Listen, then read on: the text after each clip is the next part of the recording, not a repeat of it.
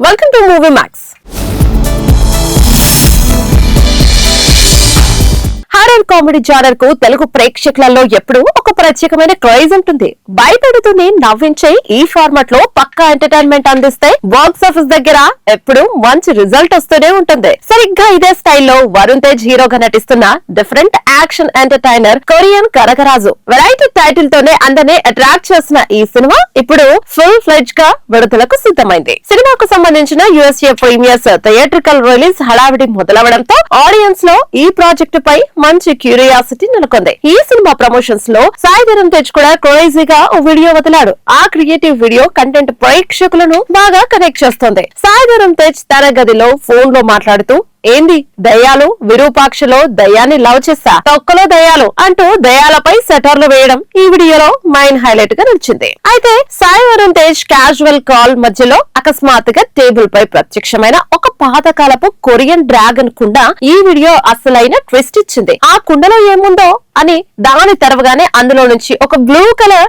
Magical energy బయటకొచ్చి అతన్ని ఆవహిస్తుంది. ఆ వెంటనే కళ్ళల్లో మెరుపులతో స్టైలిష్ లాంగ్ కోట్ ధరించి పక్కా మాస్ యాటిట్యూడ్ తో కొరియన్ కనకరాజు అవతార్ లోకి వరుణ్ మారిపోయిన తీరు థియేటర్లలో మంచి సినిమాటిక్ ఎక్స్పీరియన్స్ కు హింట్ ఇస్తోంది. దర్శకుడు మేర్లపాక గాంధీ తన సినిమాలో సిచ్యుయేషనల్ కామెడీని ఎంత సహజంగా డీల్ చేస్తారో ఎక్స్ప్రెస్ రాజా లాంటి సినిమాలో చూస్తాం. ఆయన మార్క్ కామెడీ టైమింగ్ కి ఇలాంటి ఫ్యాంటసీ హారర్ ఎలిమెంట్స్ తోడవడం ఈ సినిమాకు మెయిన్ హైలైట్. దీనికి తోడు మ్యూజిక్ డైరెక్టర్ తమన్ అందించిన ట్రెండీ బ్యాక్ గ్రౌండ్ స్కోర్ ఆ మ్యాజికల్ ట్రాన్స్ఫర్మేషన్ కు పర్ఫెక్ట్ గా సింక్ అయింది. యువే క్రియేషన్స్, ఫస్ట్ ఫ్రేమ్ ఎంటర్టైన్మెంట్స్ సంస్థలు సంయుక్తంగా నిర్మిస్తున్న ఈ చిత్రంలో వరుణ్ కు జోడిగా రితిక నాయక్ నటిస్తోంది. ఇక ఓవర్సీస్ మార్కెట్ లో ఈ సినిమా సందడి మొదలైందని చెప్పాలి. శ్లోక ఎంటర్టైన్మెంట్స్ సంస్థ కొరియన్ కనకరాజు చిత్రాన్ని అమెరికాలో గ్రాండ్ గా రిలీజ్ చేసే బాధ్యతలను తీసుకుంది. ఆగస్టు 6వ తేదీన ప్రముఖ సినిమా థియేటర్ల చైన్ సినీ మార్క్ లో భారీ ఎత్తున ప్రీమియర్స్ ప్లాన్ చేశారు. హారర్ ఫ్యాంటసీ కామెడీలకు ఓవర్సీస్ లో ఉండే డిమాండ్ వలన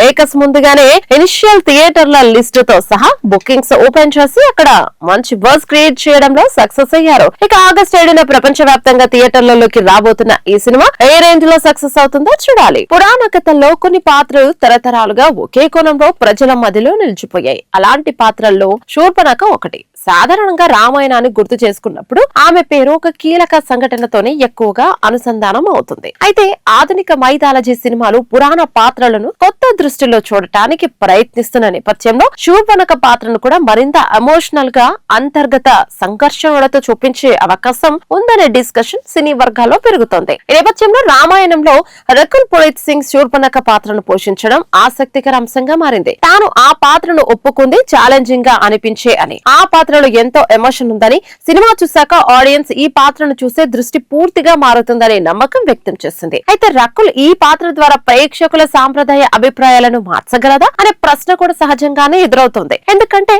ఒక పురాణ పాత్రపై ఉన్న స్థిరమైన అభిప్రాయాన్ని మార్చడం మామూలు యాక్టింగ్ తో సాధ్యపడదు. ఆ పాత్రలోని మానసిక స్థితి, భావోద్వేగాలు, నిర్ణయాల వెనుక ఉన్న కారణాలను విశ్వసనీయంగా ఆవిష్కరించాల్సి ఉంటుంది. మైథాలజీ సినిమాలో యాక్టింగ్ సవాళ్లు కూడా ఇక్కడే మొదలవుతాయి. ఆధునిక పాత్రలతో పోలిస్తే పురాణ పాత్రలకు ప్రత్యేకమైన భాష, expressions, body language, dialogue delivery అవసరం. ఆడియన్స్ ఇప్పటికే ఆ పాత్రకు ఒక ఊహజనిత రూపాన్ని కలిగి ఉంటారు. ఆ అంచనాలను దెబ్బతీయకుండా అదే సమయంలో కొత్త కోణాన్ని నమ్మించేలా యాక్ట్ చేయడం ఎంతో కష్టమైన ప్రాసెస్. అందుకే మైథాలజీ సినిమాలో నటీనటుల ఎమోషనల్ ప్రిపరేషన్ కు ప్రత్యేక ప్రాధాన్యం ఉంటుంది. ఇటీవల కాలంలో ప్రపంచ సినీ పరిశ్రమలో కూడా సాంప్రదాయ విలన్ పాత్రలను మానవీయ కోణంలో చూపించే ధోరణి పెరిగింది. దాని వెనక ఉన్న వ్యక్తిగత బాధలు, ఆకాంక్షలు, అవమానాలు, ఎమోషన్స్ ను పరిశీలించే కథనాలు ఆడియన్స్ ను అట్రాక్ట్ చేస్తున్నాయి. ఇదే విధానాన్ని శూర్పణఖ పాత్రకు కూడా వర్తింపచేస్తే ఆమెను కేవలం విలన్ గా కాకుండా ఒక విషాద భరిత వ్యక్తిగా చూసే అవకాశం ఉంది. అయితే ఈ చేంజ్ పూర్తిగా రకుల్ యాక్టింగ్ పైనే డిపెండ్ అవ్వదు. కథ, రచన, పాత్ర రూపకల్పన, డైరెక్షన్, సంభాషణలు ఇవన్నీ కలిసి పనిచేయాలి. అయినప్పటికీ ప్రేక్షకులు ముందుగా అంగీకరించేది తెరపై కనిపించే యాక్టింగ్ నే. ఆ పాత్రలోని ఎమోషన్ ను రకుల్ బలంగా వ్యక్తీకరించగలిగితే శూర్పణఖపై ఉన్న సాంప్రదాయ దృక్పథంలో కొంత మార్పు మార్పు తీసుకురావడం అసాధ్యం కాదు. రిలీజ్ తర్వాత శూర్పణఖ గురించి జరిగే డిస్కషన్స్ ఈ పాత్రకు కొత్త అధ్యాయం రాస్తాయా లేదా అనేది ఆసక్తిగా మారింది. తెలుగు చిత్రసీమలో స్టార్ల కుటుంబ వారసత్వానికి సుదీర్ఘమైన చరిత్ర ఉంది. మహానటుల కాలం నుంచి ప్రారంభమైన ఈ సినీ ప్రయాణం నేడు మూడో తరానికి చేరుకుంది. నందమూరి, అక్కినేని, ఘట్టమనేని, మెగా, దగ్గుపాటి కాంపౌండ్ల నుంచి వస్తున్న ఈ తరం నటులు కేవలం ప్రాంతీయ స్థాయిలోనే కాకుండా పాన్ ఇండియా రేంజ్ లో టాలీవుడ్ జెండాను మోస్తున్నారు. ఇప్పటికే కొందరు మూడో తరం నటులు టాలీవుడ్ ను గెలుతుండగా మరికొందరు వారసులు వెండి తెరపైకి అడుగు పెట్టడానికి సన్నాహాలు చేసుకుంటున్నారు. నందమూరి, అక్కినేని వంశాల నుంచి మూడో తరం ఇప్పటికే టాలీవుడ్ లో బలమైన ముద్ర వేసింది. నందమూరి తారక రామారావు వంశం నుంచి గ్లోబల్ స్టార్ గా ఎదిగిన జూనియర్ ఎన్టీఆర్, అలాగే ఇటీవలే తెరకు పరిచయమైన తొలి అడుగుల ఘట్టమనేని హీరో జయకృష్ణ, అదే సూపర్ స్టార్ కృష్ణ మనవడు తదితరులు ఈ తరం బాధ్యతలను భుజాన వేసుకున్నారు.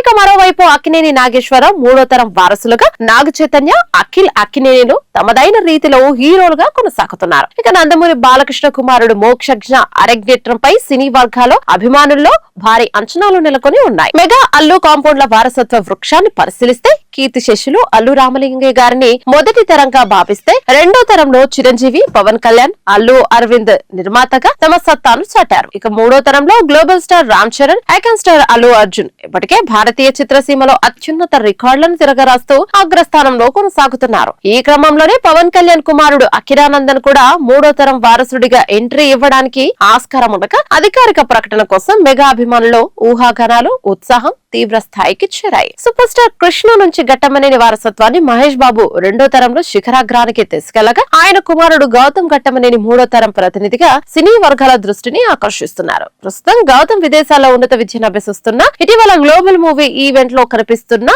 ఆకట్టుకుంటున్నారు. ఇక చదువు పూర్తయిన తర్వాత గౌతమ్ టాలీవుడ్ ఎంట్రీపై అధికారిక ప్రకటన వచ్చే అవకాశం ఉందని అభిమానులు భావిస్తున్నారు. మరికొందరు మూడో తరం నటులను పరిశీలిస్తే, దగ్గుపాటి రామానాయుడు మూడో తరం వారసుడిగా, దగ్గుపాటి రానా ఇప్పటికే నటుడిగా దేశవ్యాప్తంగా గుర్తింపును పొందారు. వీరితో పాటు కృష్ణంరాజు కాంపౌండ్ నుంచి ప్రభాస్ రెండో తరం, మూడో తరం పరిధి నందమూరి కాంపౌండ్ నుంచి మూడో తరంలో కళ్యాణ్ స్టార్లుగా తమ పరంపరను కొనసాగిస్తున్నారు. ప్రస్తుత జెన్జెడ్ వారసులు కొందరు ఇంకా చదువులను కొనసాగిస్తూ నటి శిక్షణ పొందుతుండటంతో వీరి అరంగేటంపై సోషల్ మీడియాలో నిరంతరం చర్చలు సాగుతున్నాయి. త్వరలోనే వీరి నుంచి అధికారిక ప్రకటనలు వెలువడే అవకాశం ఉంది. ఈ మూడో తరం నట వారసుల రాకపై ఇప్పటికే సినీ వర్గాలు సహా ఆడియన్స్ లో సర్వత్రా ఆసక్తి నెలకొంది. టాలీవుడ్ లోని ఇప్పటికే స్థిరపడిన మూడో తరం టాప్ హీరోలు జూనియర్ ఎన్టీఆర్, నందమూరి వంశం, Ram Charan, mega compound, Allu Arjun, Allu mega compound, ఇక రానా దగ్గుపాటి కాంపౌండ్, నాగ చైతన్య, అక్కినేని దగ్గుపాటి వంశం, అఖిల్ అక్కినేని వంశం, నందమూరి కళ్యాణ్ రామ్, నందమూరి వంశం. ఎంట్రీకి సిద్ధమవుతున్న లేదా చర్చల్లో ఉన్న మూడో తరం వారసులు మోక్షజ్ఞ, నందమూరి బాలకృష్ణ కుమారుడు, అఖిరానందన్, పవన్ కళ్యాణ్ కుమారుడు, ఇక గౌతమ్ ఘట్టమనేని మహేష్ బాబు కుమారుడు, నందమూరి జయకృష్ణ ఎన్టీఆర్ మనవడు. ఇటీవలే ఎంట్రీ కూడా ఇచ్చాడు. దర్శకధీరుడు ఎస్ఎస్ రాజమౌళి దర్శకత్వంలో సూపర్ స్టార్ మహేష్ బాబు, మలయాళ star hero Prithviraj Sukumaran, Hollywood beauty Priyanka Chopra కాంపోలో వస్తున్న భారీ చిత్రం వారణాసి. ఈ సినిమా ప్రయాణం మొదలై ఇప్పటికే 4 ఏళ్లు పూర్తయింది. ఇటీవల ఒక అంతర్జాతీయ మీడియాతో మాట్లాడిన రాజమౌళి ఈ సినిమాకు సంబంధించిన పలు ఆసక్తికరమైన వివరాలను పంచుకున్నారు. 2022లో ఈ చిత్రకథ రాయడం మొదలు పెట్టాం. అదే ఏడాది సెప్టెంబర్ లో ఫోటో షూట్ నిర్వహించాం. 2023 ఫిబ్రవరిలో గ్రాండ్ గా షూటింగ్ ప్రారంభమైంది. ప్రస్తుతం ఇంకా 20% షూటింగ్ మాత్రమే బ్యాలెన్స్ ఉంది. రాబోయే అక్టోబర్ నాటికి మొత్తం చిత్రీకరణ పూర్తి చేయాలని లక్ష్యంగా పెట్టుకున్నాం. నేను చిన్నప్పటి నుంచి హాలీవుడ్ మూవీస్ చూస్తూ పెరిగాను. ఆ ప్రభావం ఖచ్చితంగా నా సినిమాలపై ఉంటుంది. నాకెంతో ఇష్టమైన ఇండియానా జోన్స్ తరహా కథాంశంతోనే ఈ వారణాసి చిత్రాన్ని తెరకెక్కించాను. ఈ కథ వారణాసిలోనే ప్రారంభమై అక్కడే ముగుస్తోందని, అయితే మధ్యలో ప్రేక్షకులను అంటార్కిటికా, ఆఫ్రికా ఖండాల మీదుగా రామాయణ కాలానికి తీసుకెళ్తుంది. అంటార్కిటాలోని 300 అడుగుల భారీ మంచు పర్వతాలను రామాయణ కాలం నాటి భారీ వానర సేనడు సినిమాలో ఎంతో అద్భుతంగా చూపించాం. ఈ సీన్స్ ను అద్భుతంగా విశాలంగా చూపించాలంటే అమాక్స్ ఫార్మాట్ కరెక్ట్. ప్రేక్షకులకు ముందుగానే కథ నేపథ్యం తెలిస్తేనే వారు సినిమాను మరింతగా ఓన్ చేసుకుంటారని, అందుకే గ్లిమ్స్ ద్వారా వారణాసి ప్రపంచం ఎలా ఉండబోతుందో ముందే చెప్పామన్నారు. 2027 ఏప్రిల్ 7న వరల్డ్ వైడ్ గా రిలీజ్ కాబోతున్న వారణాసిపై ఇప్పటికే అంచనాలు రేంజ్ లో ఉన్నాయి. మరో ఇంట్రెస్టింగ్ ఎపిసోడ్ తో మళ్ళీ కలుద్దాం. అంతవరకు stay connected, stay tune to studio.